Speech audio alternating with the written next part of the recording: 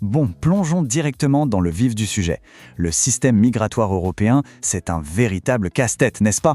On entend tout et son contraire. L'idée de ce décryptage, c'est vraiment de faire le tri. D'un côté, on a des pays qui ont un besoin vital de bras pour faire tourner leur économie, et de l'autre, des règles européennes très strictes. Alors, sans prendre parti, on va s'appuyer uniquement sur les faits, les textes de loi et la réalité du terrain pour comprendre ce qui se passe vraiment. Et pour commencer, gardons ce chiffre en tête. 500 000. C'est énorme. C'est l'estimation du nombre de personnes sans papier que l'Espagne prévoit de régulariser d'ici la fin de l'année 2026. On n'a pas vu une démarche d'une telle ampleur depuis presque 20 ans. Et pourquoi? Eh bien tout simplement par pur pragmatisme. Les secteurs de l'agriculture, de l'hôtellerie ou de l'aide à la personne, en Espagne, manquent cruellement de main-d'œuvre. Mais voilà, une décision locale peut créer une véritable onde de choc continentale. Dès que l'Espagne a fait son annonce, les téléphones ont commencé à sonner à Bruxelles. Comme le souligne Euronews, certains hauts fonctionnaires de la Commission européenne ont tout de suite tiré la sonnette d'alarme. Leur grande peur, que cette régularisation massive n'envoie un mauvais signal et finisse par encourager les traversées illégales. En clair, une politique purement nationale fait trembler toute l'Union. Alors, pour y voir clair, on va procéder par étapes. On va d'abord analyser cette fameuse vague de régularisation en Espagne, puis on va dézoomer sur la stratégie globale de l'Union européenne. Ça nous amènera logiquement aux tensions actuelles sur la libre circulation. Au passage, on en profitera pour casser quelques mythes politiques tenaces. On regardera la différence concrète entre résider en Espagne et en être citoyen. Et on finira sur un cas très pratique, les règles d'embauche de l'autre côté de la frontière, en France. Allez, commençons par le point de départ, l'initiative historique de l'Espagne. Comment un manque flagrant de serveurs et d'agriculteurs s'est transformé en un décret gouvernemental massif. En fait, c'est assez simple sur le papier. L'Espagne a décidé de créer une voie d'intégration rapide. Ils offrent un permis de séjour et de travail d'1 an pour faire entrer des centaines de milliers de travailleurs dans l'économie formelle. Les critères, selon les données de visa HQ, sont clairs. Il faut être arrivé avant le 1er janvier 2026, prouver qu'on est sur le territoire depuis au moins 5 mois, ou alors prouver des attaches familiales ou une situation de vulnérabilité. Et la réponse a été fulgurante. En l'espace de 10 petits jours, plus de 130 000 demandes ont été déposées. C'est littéralement la ruée. Sauf que, bien sûr, la réalité administrative nous rattrape toujours. Pour valider leur dossier, les demandeurs doivent obtenir un fameux certificat de vulnérabilité auprès de leur mairie.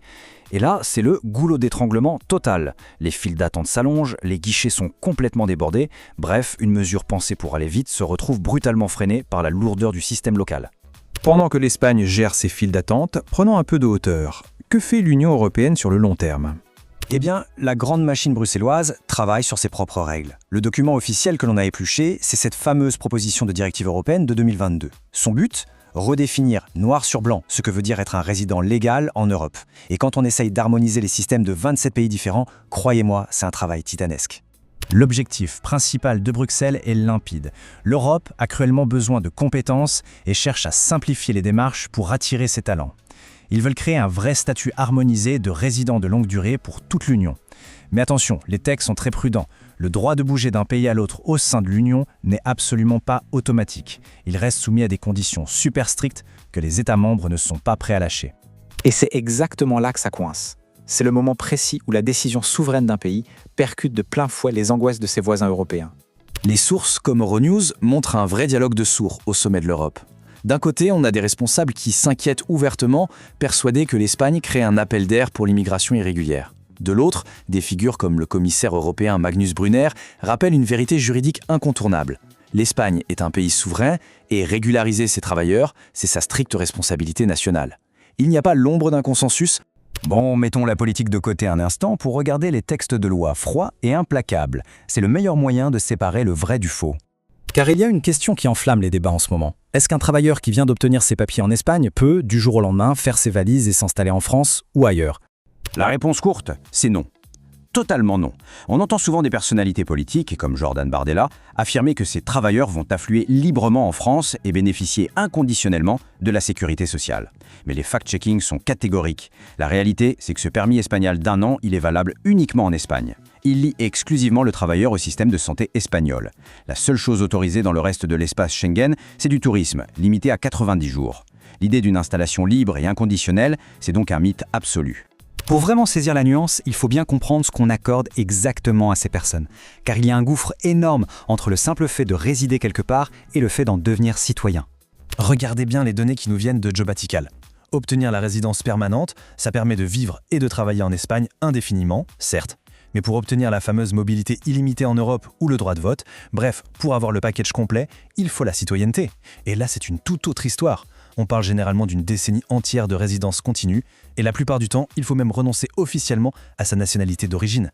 C'est un engagement massif. Et c'est loin d'être fini.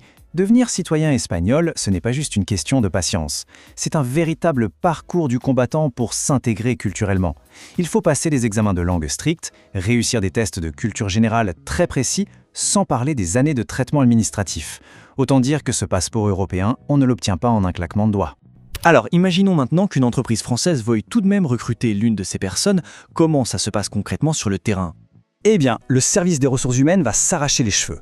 Les lois françaises sont hyper strictes. On ne peut pas juste prendre un candidat avec un permis espagnol et lui faire signer un contrat.